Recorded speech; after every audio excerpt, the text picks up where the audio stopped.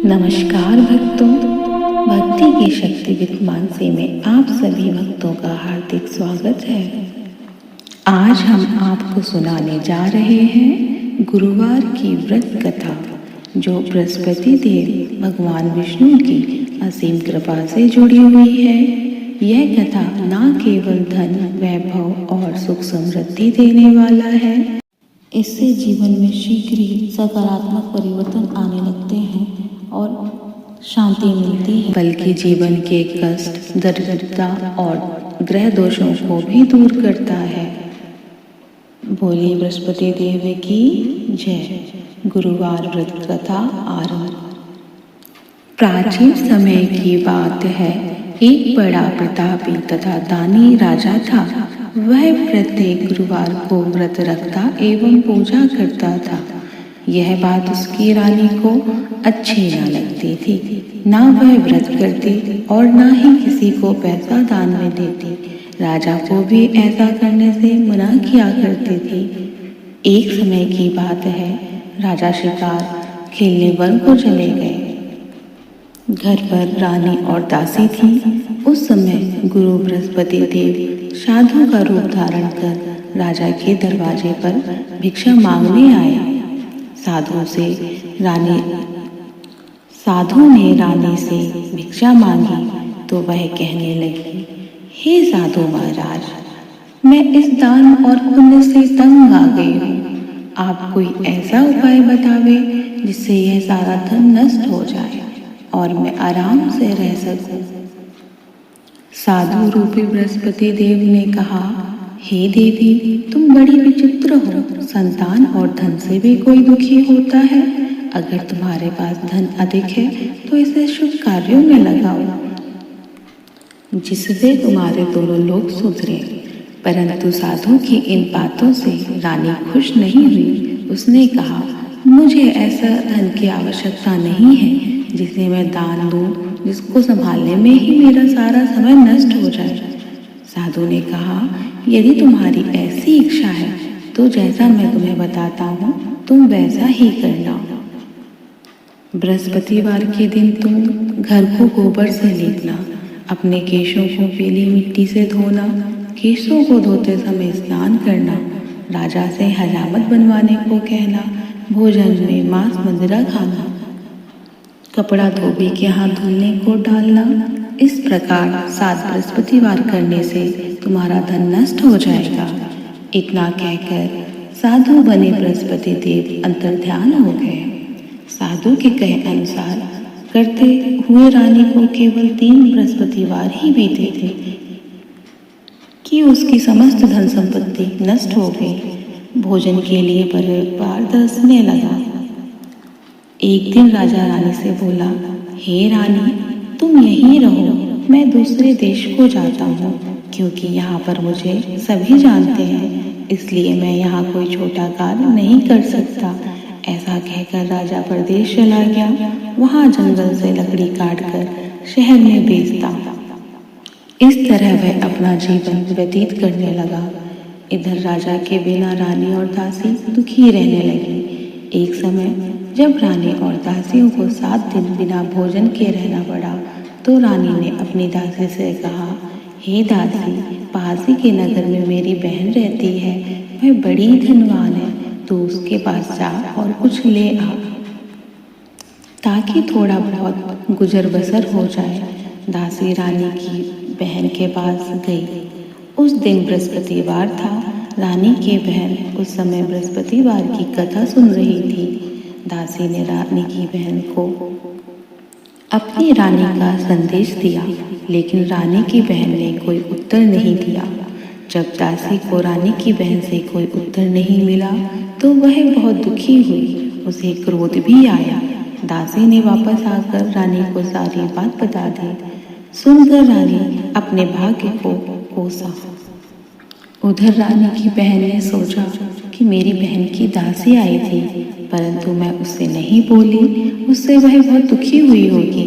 कथा सुनकर और पूजन समाप्त कर वह अपनी बहन के घर गई और कहने लगी, हे बहन, मैं बृहस्पतिवार का व्रत कर रही थी। तुम्हारी दासी गई, परंतु जब तक कथा होती है तब तक ना उठते हैं और ना बोलते हैं, इसलिए मैं नहीं बोली। कहो दासी क्यों गई थी?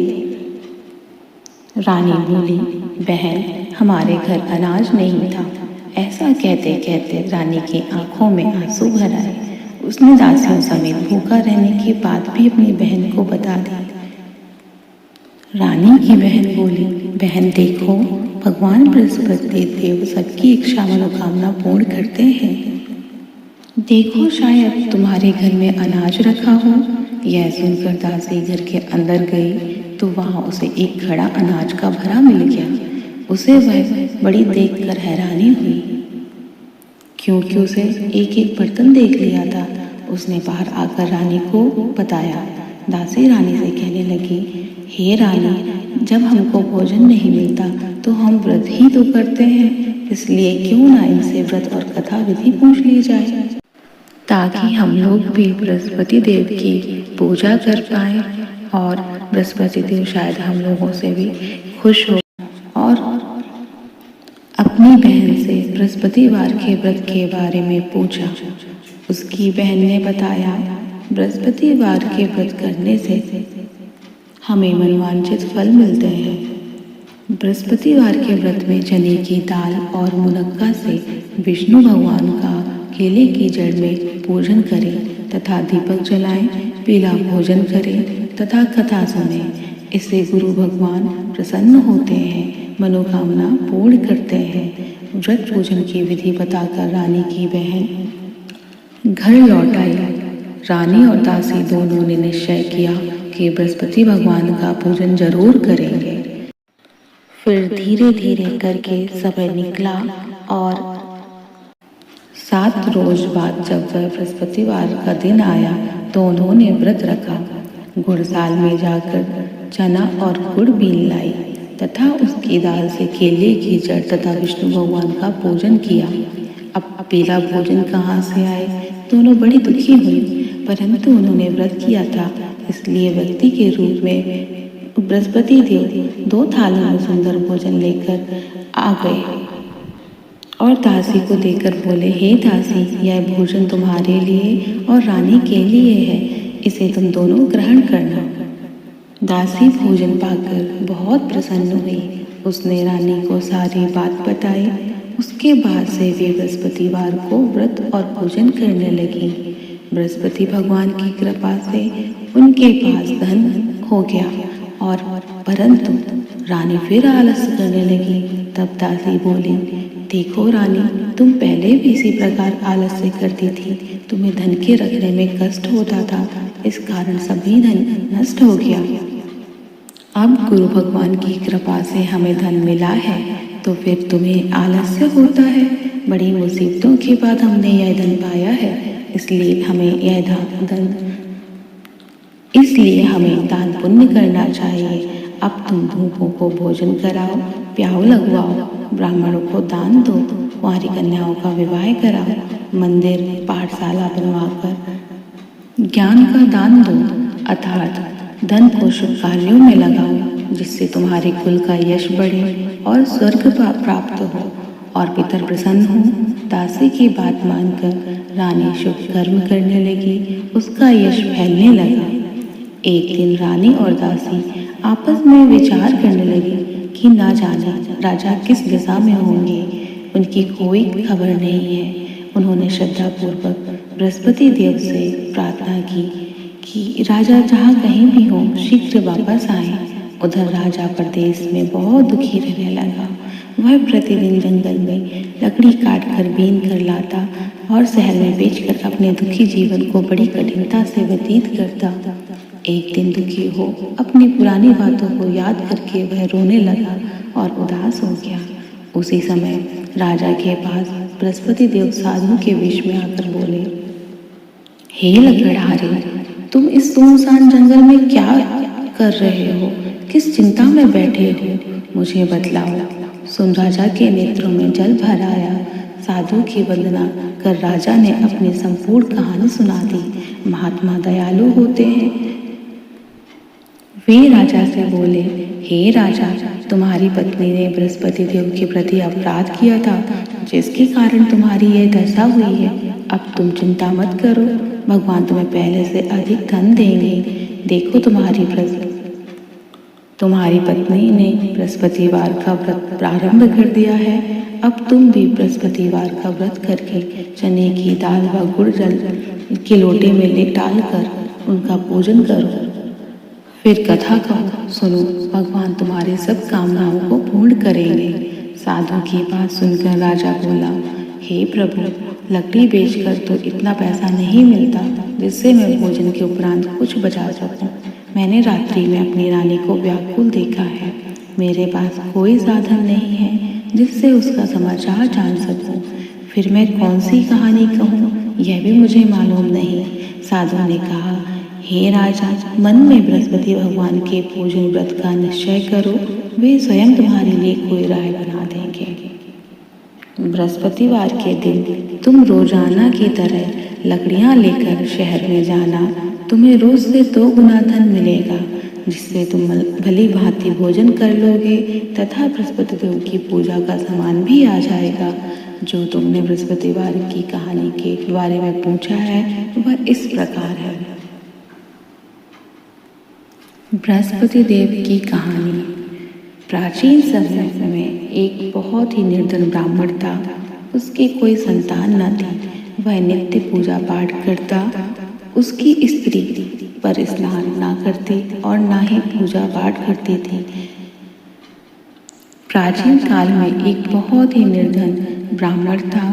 उसकी कोई संतान न थी। वह नित्य पूजा पाठ करता, परंतु उसकी जो स्त्री थी वह ना स्नान करती, ना किसी देवता का पूजन करती। इस कारण ब्राह्मण देवता बहुत दुखी रहते थे। भगवान की कृपा से ब्राह्मण के यहाँ एक कन्या उत्पन्न हुई। कन्या बड़ी होने लगी। प्रातः स्नान करके भगवान विष्णु का जप करती, बृहस्पतिवार का व्रत करती और पूजा पाठ समाप्त कर पाठशाला जाती। पाठशाला जाते समय अपनी मुट्ठी भर जौ लेकर पाठशाला के मार्ग में डालती जाती। लौटते समय वही जौ स्वर्ण के हो जाते तो बीन कर घर में ले आती। एक दिन वह बालिका सूप में उन सोने के जौ को फटक कर साफ कर रही थी। तभी उसकी माँ ने देखा और कहा कि हे बेटी, सोने के जौ फटकने के लिए तो सोने का सूप भी तो होना चाहिए। दूसरे दिन गुरुवार था। कन्या ने व्रत रखा और बृहस्पति देव से सोने के सूप की मांग की प्रार्थना की। बृहस्पति देव ने उसकी प्रार्थना स्वीकार कर ली। तब बृहस्पति देव ने उसको सोने का सूप और रोजाना की तरह वह कन्या जौ फैलाती हुई पाठशाला चली गई। पाठशाला से लौटकर जब वह जौ बीन रही थी तो बृहस्पति देव की कृपा से उसे सोने का सूप मिला। उसे वह घर ले आई और उससे जौ साफ करने लगी, परंतु उसकी माँ का वही ढंग रहा। एक दिन की बात है, कन्या सोने के सूप में सोने के जौ साफ कर रही थी। उस समय नगर का राजकुमार वहां से निकला। कन्या के रूप को देखकर वह मोहित हो गया। राजमहल आकर वह भोजन तथा जल त्याग कर उदास होकर लेट गया। राजा को जब राजकुमार द्वारा अन्न जल त्यागने का समाचार मिला तो अपने मंत्रियों के साथ वह अपने पुत्र के पास गया और कारण पूछा। तब राजकुमार ने बताया कि मैं उस लड़की से विवाह करना चाहता हूँ जो सोने के सूप में जौ साफ कर रही थी। राजा ने पूछा, तुम उस लड़की का पता बताओ। राजकुमार ने लड़की के घर का पता बता दिया। राजा ने मंत्री को लड़की के घर भेज दिया। मंत्री ने ब्राह्मण के समक्ष राजा की ओर से निवेदन किया। ब्राह्मण मान गया। कुछ ही दिन में ब्राह्मण की कन्या का विवाह राजकुमार के साथ संपन्न हो गया। कन्या के घर से जाते ही ब्राह्मण के घर में पहले की भांति गरीबी का निवास हो गया। एक दिन दुखी होकर ब्राह्मण अपनी पुत्री से मिलने गए। बेटी ने पिता की अवस्था को देखा और माँ का हाल पूछा। ब्राह्मण ने सभी हाल कह सुनाया। कन्या ने बहुत सा धन देकर अपने पिता को विदा किया, लेकिन कुछ दिन बाद फिर वही हाल हो गया। ब्राह्मण फिर अपनी कन्या के यहाँ गया और सभी हाल कहा तो पुत्री बोली, हे पिताजी, आप माताजी को यहाँ लिवा लाइए। तब ब्राह्मण अपनी पुत्री की कहे अनुसार अपनी पत्नी को लेकर जाता है। तब पुत्री अपनी माता को बहुत समझाती कि प्रातःकाल स्नान आदि करके विष्णु भगवान का पूजन करो, सब दरिद्रता दूर हो जाएगी। परंतु उसकी माँ ने उसकी एक भी नहीं मानी। वह प्रातःकाल उठकर अपनी पुत्री की बची हुई जूठन को खा लेती थी। एक दिन उसकी पुत्री को बहुत गुस्सा आया। उसने अपनी माँ को एक कोठरी में बंद कर दिया। प्रातः स्नान आदि करा के पूजा पाठ करवाया तो उसकी माँ की बुद्धि ठीक हो गई। इसके बाद वह नियम से पूजा पाठ करने लगी और प्रत्येक बृहस्पतिवार को व्रत करने लगी। इस व्रत का प्रभाव से मृत्यु के बाद वह स्वर्ग को गई। वह ब्राह्मण भी सुखपूर्वक इस लोक का सुख भोगकर स्वर्ग को प्राप्त हुआ। इस तरह कहानी कहकर साधु बने देवता वहाँ से लोप हो गए। धीरे धीरे समय व्यतीत होने लगा। फिर बृहस्पतिवार का दिन आया। राजा जंगल से लकड़ी काटकर शहर में बेचने गया। उसे उस दिन और दिनों से अधिक धन मिला। राजा ने चना गुड़ आदि लाकर बृहस्पतिवार का व्रत किया। उस दिन से उसके सभी क्लेश दूर हुए। परंतु जब अगले गुरुवार का दिन आया तो वह बृहस्पतिवार का व्रत करना भूल गया। इस कारण बृहस्पति भगवान नाराज हो गए और उस दिन उस नगर के राजा ने विशाल यज्ञ का आयोजन किया था तथा अपने समस्त राज्य में घोषणा करवा दी कि सभी मेरे यहाँ भोजन करने आवे, किसी के घर चूल्हा ना जले। इस आज्ञा को जो न मानेगा उसको फांसी दे दी जाएगी। राजा की आज्ञा अनुसार राज्य के सभी वासी राजा के भोज में सम्मिलित हुए, लेकिन लकड़हारा को कुछ देर से पहुंचा, इसलिए राजा उसको अपने साथ महल में ले गए। जब राजा लकड़हारे को भोजन करा रहे थे तो रानी की दृष्टि उस खूंटी पर पड़ी जिस पर उसका हार लटका हुआ था। उसे हार खूंटी पर नहीं दिखाई दिया तो रानी को निश्चय हो गया कि मेरा हार इस लकड़हारे ने चुरा लिया है। उसी समय सैनिक बुलवाकर उसको जेल में डलवा दिया। लकड़हारा जेल में विचार करने लगा कि ना जाने कौन से पूर्व जन्म के कर्मों से मुझे यह दुख प्राप्त हुआ है, और जंगल में मिले साधु को याद करने लगा। तत्काल बृहस्पति देव साधु के रूप में प्रकट हो गए और कहने लगे, अरे मूर्ख, तूने बृहस्पति देवता की कथा नहीं कही, उसी कारण तुझे यह दुख प्राप्त हुआ है। अब चिंता मत कर, बृहस्पतिवार के दिन जेल खाने के दरवाजे पर तुझे 4 पैसे मिलेंगे। उनसे तू बृहस्पतिवार की पूजा करना तो तेरे सभी कष्ट दूर हो जाएंगे। अगले बृहस्पतिवार उसे जेल के द्वार पर 4 पैसे मिले और राजा ने पूजा का सामान मंगवाकर कथा कही और प्रसाद बांटा। उसी रात्रि में बृहस्पति देव ने उस नगर के राजा को सपने में कहा, हे राजा, तूने जिसे जेल में बंद किया है उसे कल छोड़ देना, वह निर्दोष है। राजा प्रातःकाल उठा और खूंटी पर हाथ टंगा देखकर लकड़हारे को बुलाकर क्षमा मांगी तथा राजा के योग्य सुंदर वस्त्र आभूषण भेंट कर उसे विदा किया। गुरुदेव की आज्ञा अनुसार राजा अपने नगर की ओर चल दिया। फिर राजा वहां से निकलकर अपने नगर की ओर आने के लिए प्रस्थान करा। राजा जब नगर के निकट पहुंचा तो उसे बड़ा आश्चर्य हुआ। नगर में पहले से अधिक बाग, तालाब, कुएं तथा बहुत सी धर्मशालाएं, मंदिर आदि बने हुए थे। राजा ने पूछा, यह सब किसका है? तब नगर के सब लोगों ने बताया कि यह सब रानी और दासी द्वारा बनवाए गए हैं। राजा को आश्चर्य हुआ और गुस्सा भी आया कि उसकी अनुपस्थिति में रानी के पास धन कहाँ से आया होगा। जब रानी को यह खबर सुनी तो राजा कि राजा आ रहे हैं तो उसने अपनी दासी से कहा, हे दासी, देख राजा हमको कितनी बुरी हालत में छोड़ गए थे, वह हमारी ऐसी हालत देखकर लौट ना जाए, इसलिए तू दरवाजे पर खड़ी हो जा। रानी की आज्ञा अनुसार दासी दरवाजे पर खड़ी हो गई और जब राजा आए तो उन्हें अपने साथ महल में लेवा लाए। तब राजा ने क्रोध करके अपनी तलवार निकाली और पूछने लगे, बताओ यह धन तुम्हें कैसे प्राप्त हुआ। तब रानी ने सारी कथा कह सुनाई। राजा ने निश्चय किया कि मैं रोजाना दिन में 3 बार कहानी करूँगा और रोज व्रत किया करूँगा। अब हर समय राजा के दुपट्टे में चने की दाल बंधी रहती तथा दिन में 3 बार कथा कहता। एक रोज राजा ने विचार किया कि चलो अपनी बहन के यहाँ हुआ। इस तरह का निश्चय कर राजा घोड़े पर सवार हो अपनी बहन के यहाँ चल दिया। मार्ग में उसने देखा कि कुछ आदमी एक मुर्दे को लिए जा रहे हैं।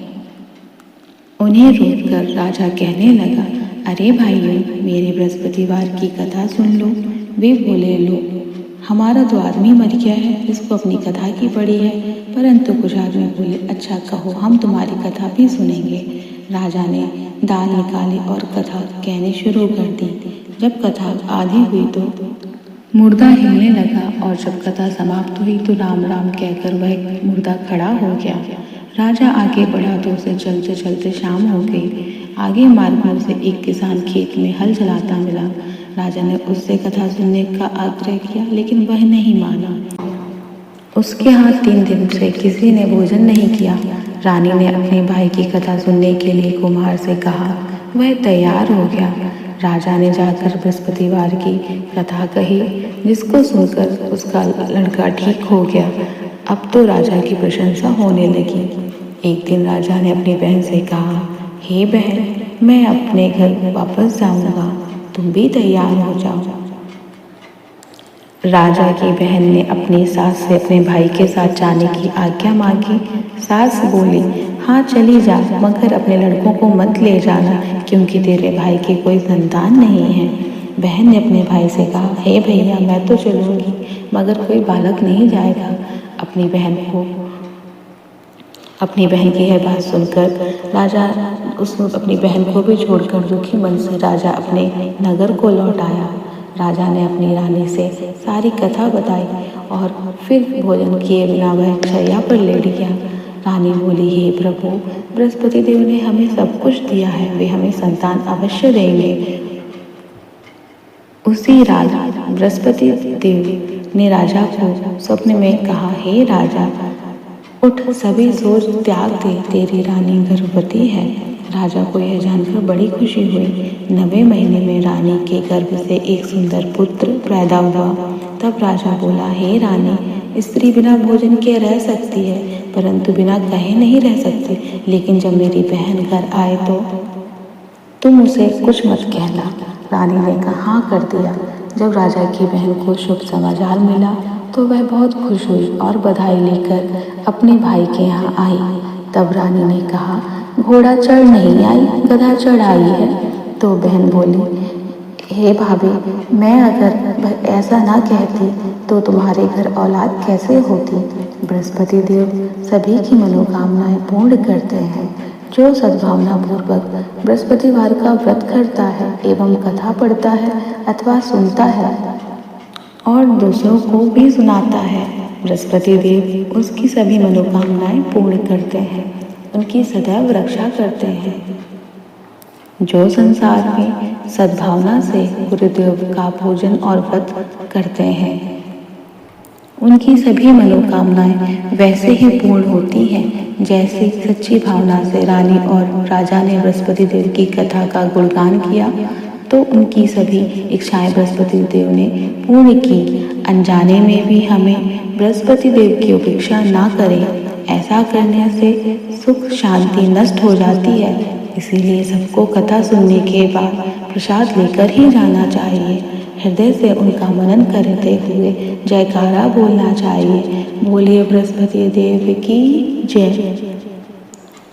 बृहस्पति देव की आरती।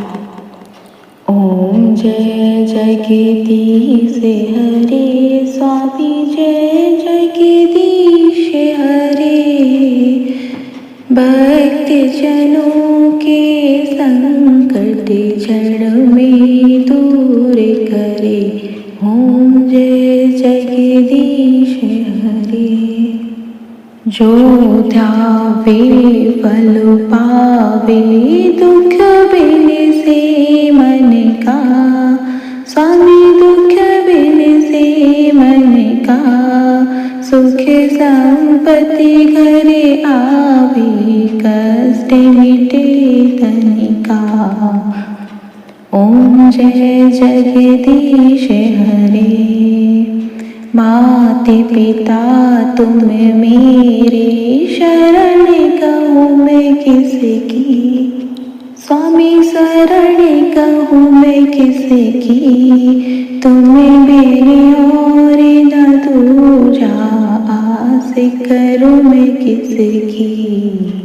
ओम जय जगदीश हरे।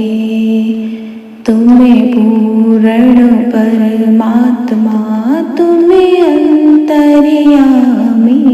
स्वामी तुम्हें अंतर्यामी, पारे ब्रह्म परमेश्वर, तुम्हें सबके स्वामी।